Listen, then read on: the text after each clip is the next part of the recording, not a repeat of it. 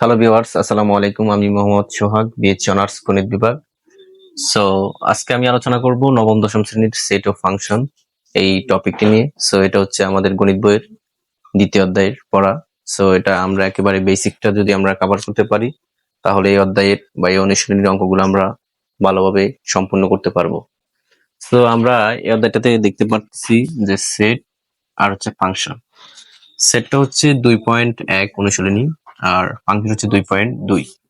So আমরা যদি বেসিকটা আগে শেষ করি, যেমন সেট, এক নম্বরে সেট কাকে বলে। যদি কেউ তোমাকে জিজ্ঞেস করে সেট কাকে বলে বা সেটটা বলতে তুমি কি বোঝো, তাহলে আমরা সেট কাকে বলে প্রথমত জানবো। সেট হচ্ছে বাস্তব বা চিন্তা জগতের সুসংজ্ঞায়িত সংগ্রহকে সেট বলে।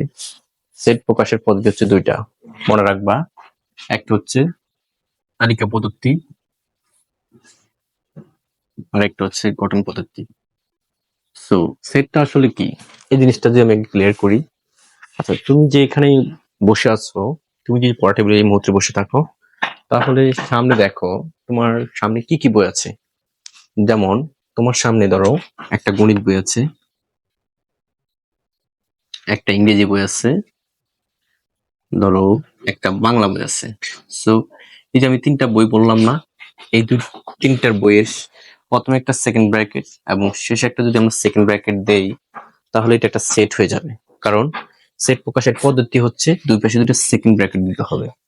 আর আমরা জানি সেটকে প্রকাশ করা হয় ক্যাপিটাল লেটার দিয়ে।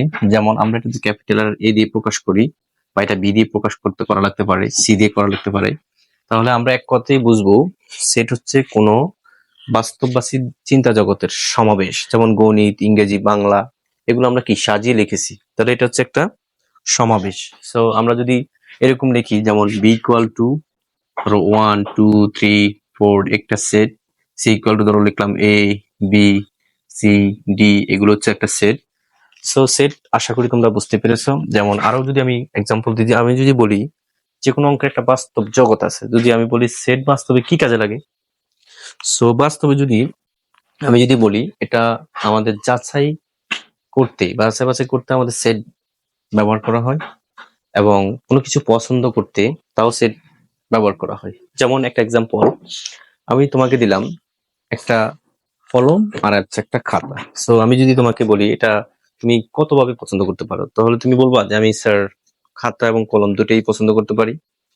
আবার কি, আমি কলম আলাদা পছন্দ করতে পারি, খাতা আলাদা পছন্দ করতে পারি। মানে বিষয়টা এরকম যে তুমি আলাদা আলাদা করে পছন্দ করতে পারবা, আবার দুইটা একসাথে কি পছন্দ করতে পারবা।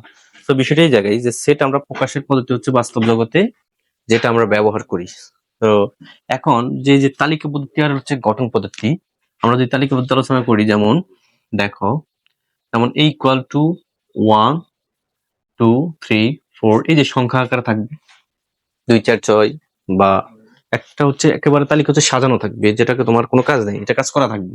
তো গঠন থাকবে এরকম, যেমন a ইকুয়াল টু, যেমন x such that x element a, x হচ্ছে কি, ধরো x হলো ধরো 8 এর গুণনীয়ক, 8 এর গুণনীয়ক। তো আমরা এখান থেকে একটা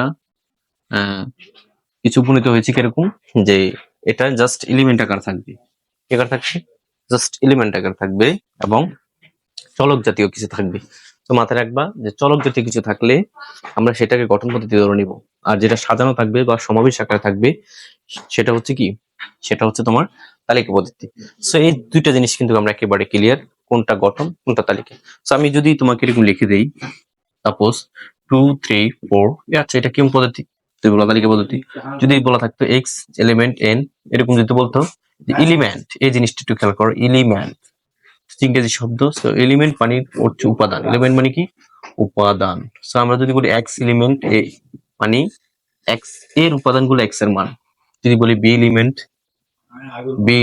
এক্স, এক্স এলিমেন্ট বি, তাহলে কি, তাহলে বি এর উপাদানগুলো এক্স এর মান। সো পরবর্তী নেক্সট ক্লাসে আমরা অন্য বেসিক আলোচনা করব, সেখানে মৌলিক সংখ্যা, স্বাভাবিক সংখ্যা, তারপর হচ্ছে সেট, ফাঁকা সেট, সার্বিক সেট, সেট, এই বিষয়গুলো আমি নিয়ে আলোচনা করব।